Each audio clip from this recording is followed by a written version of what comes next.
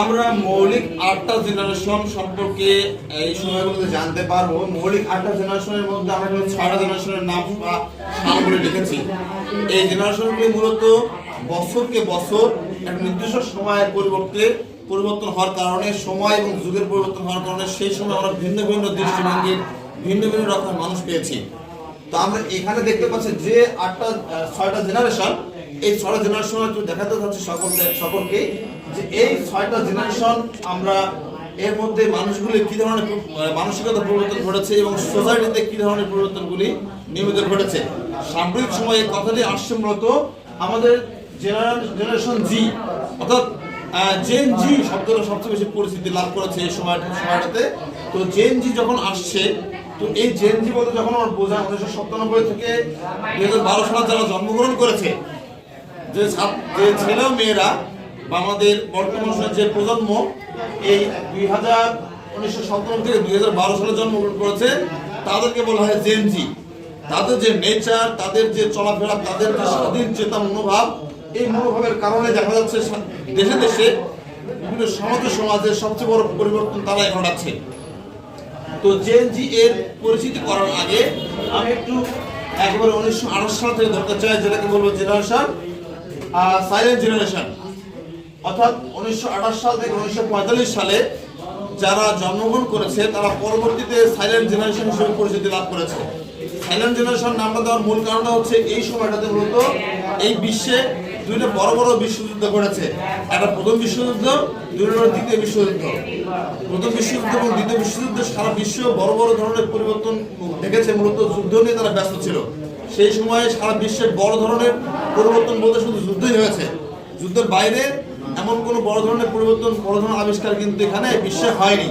মানুষ শান্ত ছিল না, অশান্ত ছিল। এই কারণে তাদের মধ্যে সন্দেহবাতিকতা, জীবন ফিরে পাওয়ার আশা, একটু কৃষি সাথে যাওয়ার চেষ্টা, কৃষিভিত্তিক সমাজ, এগুলোতে মানুষ গুরুত্ব দেওয়ার চেষ্টা করেছে এবং তাদের মধ্যে ব্যর্থতা হার, হতাশা বোধ বেশি দেখা গেছে। ঠিক আছে?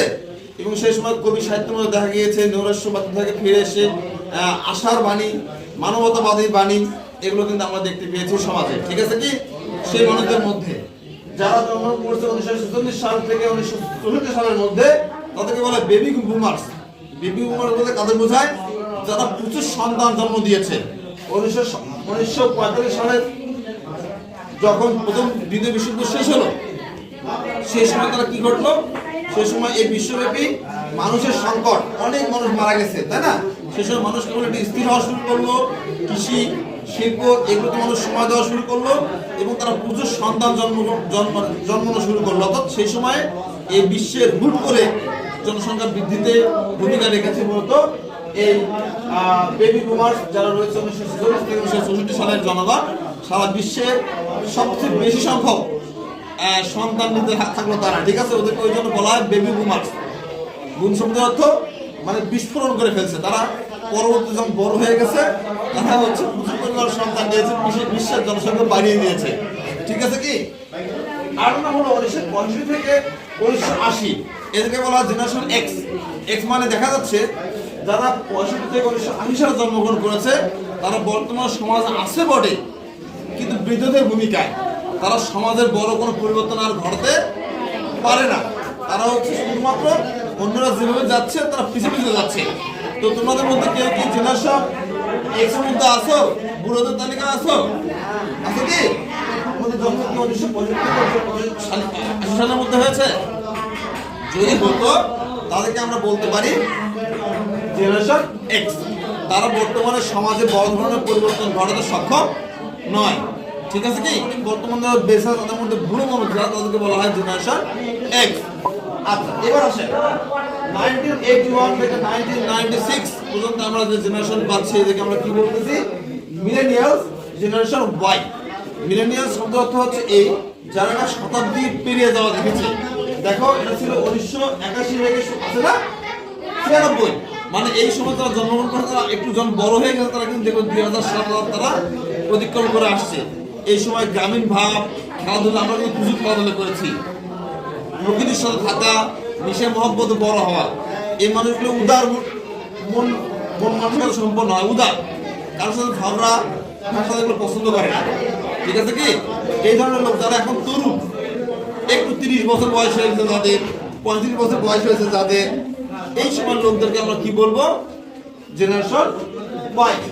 এবার দেখি আসলে সবচেয়ে পরিচিত এবং সবচেয়ে বেশি বহুল ব্যবহৃত নাম, সেটা হলো জেনারেশন জেড বা জেন জি।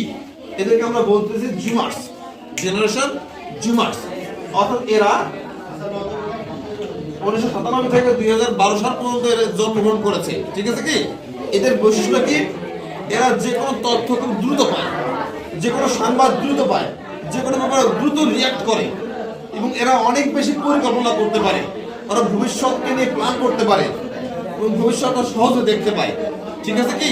এদের উপস্থিত বুদ্ধি অত্যন্ত তীব্র।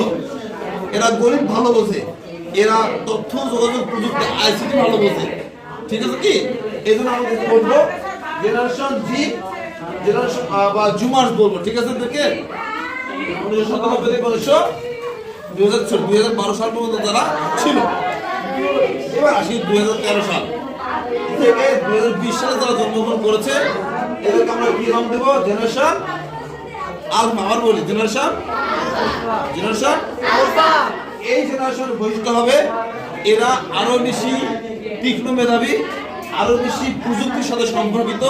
এআই, আমাদের মোবাইলে এআই কিন্তু সবেমাত্র আসছে, আগামী দিনে আরো বেশি এআই সম্পৃক্ত হবে, আরো বেশি ডিজিটালাইজ হবে পৃথিবী। সেই পৃথিবীর সাথে সম্পর্ক রেখে তারা এগিয়ে যাবে হচ্ছে জেনারেশন আলফা। কত বুঝতে পারছেন? আমার একটা প্রশ্ন হলো, তোমাদের মধ্যে তোমরা দেখো কি কোন সালে জন্মগ্রহণ করেছে এবং তোমরা কারা কারা কোন কি বলবো এটাকে জেনারেশনের মধ্যে আসলে একটু জানাবো আমাকে। তোমাদের মধ্যে এখানে আমি 4টা মানুষের নাম লিখেছি।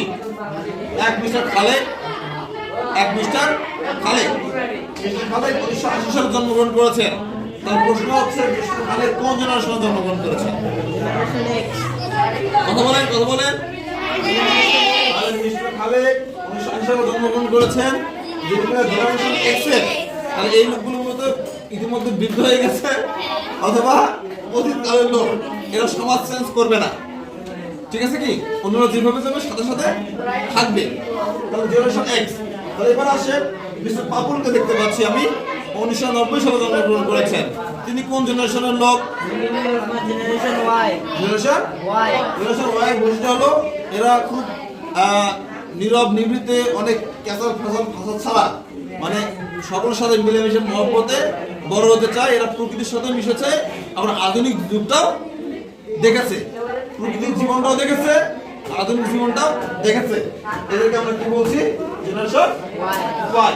এবার মুবাশশির 2013 সালে জন্মগ্রহণ করেছে, যেখানে এখন সফটওয়্যার, ইন্টারনেট ইত্যাদি বোঝা শেষ। ঠিক আছে কি? এদেরকে আমরা কি বলবো? মুবাশশির কোন জেনারেশনের? আলফা। 2013 সালে জন্মগ্রহণ করেছে, সে কোন সালে? আলফা। তাই না? আগামী দিনে আরো বেশি ইন্টারনেট ইত্যাদি সে সময় কাটাবে। ঠিক আছে? এবার দেখে মারুফ জন্মগ্রহণ করে 2012 সালে, সে জেনারেশন কোন জেনারেশন? জেনারেশন বা এটাকে বলা হয় 1997 থেকে 2012 সালে জন্মগ্রহণ করেছে। এরা মূলত খুব দ্রুত রিয়াক্ট করে। ওই তোমাদের যখন জিজ্ঞেস করি, তো আগে বলো না, আসার দরকার নাই, তোমাদের উত্তর দেওয়ার আগে বলছে আজকে আপনি না আসলেও চলতো। তাই না? সবার আগে রিয়াক্ট করার বৈশিষ্ট্য হচ্ছে এদের। এবং এরা হলো সমাজ পরিবর্তন করে। এরা বড় বড় কোনো সমাজ, যেমন শেখ হাসিনা পর্যন্ত কিন্তু পাঠিয়ে দেওয়াতে কাদের ভূমিকা আছে? এই জেনারেশন বি বা জেন জি। এরা শেখ হাসিনাকে পর্যন্ত উৎখাত করেছে। কারা? জেন জি। তাহলে তোমাদের মধ্যে জেন জি আছে, যে আলফাও আছে। ঠিক কিনা? তাহলে আমরা এটা কি বুঝতে পারছি? এই বৈশিষ্ট্য অনুযায়ী তুমি তোমার বন্ধু বান্ধবকে ডিফাইন করতে পারবা যে কে কোন জেনারেশনের। সহজ বুদ্ধি, যারা 12 সালের আগে তারা জেন জি, 12 সালের পরে যারা জন্ম করেছে তারা জেন আলফা। তোমাদের মধ্যে কারা কারা জেন জি? হাত তুলে দেখি। 13 সালের আগে বা 12 সালের আগে জন্মগ্রহণ করেছে যারা। এই যে তুমি জেন জি। 11 তুমি জেন জি, তাই কি না? তুমি 12 জেন জি আমরা 4 জন পেয়েছি। তোমাদের মধ্যে আলফা কে কে? একজন আলফা শিশু বাচ্চা, একেবারে নান্না মুন্না, ও কাঁদবে না, এইরকম। আচ্ছা ওকে নাই তো যা হোক আজকে তোমাদের জেন জি এবং জেন আলফার মধ্যে পার্থক্যগুলো কি কি এবং প্রতিটা জেনারেশনে মানুষের আচার আচরণ কি পরিবর্তনগুলো ঘটছে ক্লিয়ার ভালো থাকবেন সবাই আজকের জন্য এটুকুই আগামী ক্লাসে নতুন কিছু নিয়ে দেখা হবে ইনশাআল্লাহ যুক্ত থাকবে এবং নিজের লাইক কমেন্ট শেয়ার করবেন ঠিক আছে ভালো থাকবেন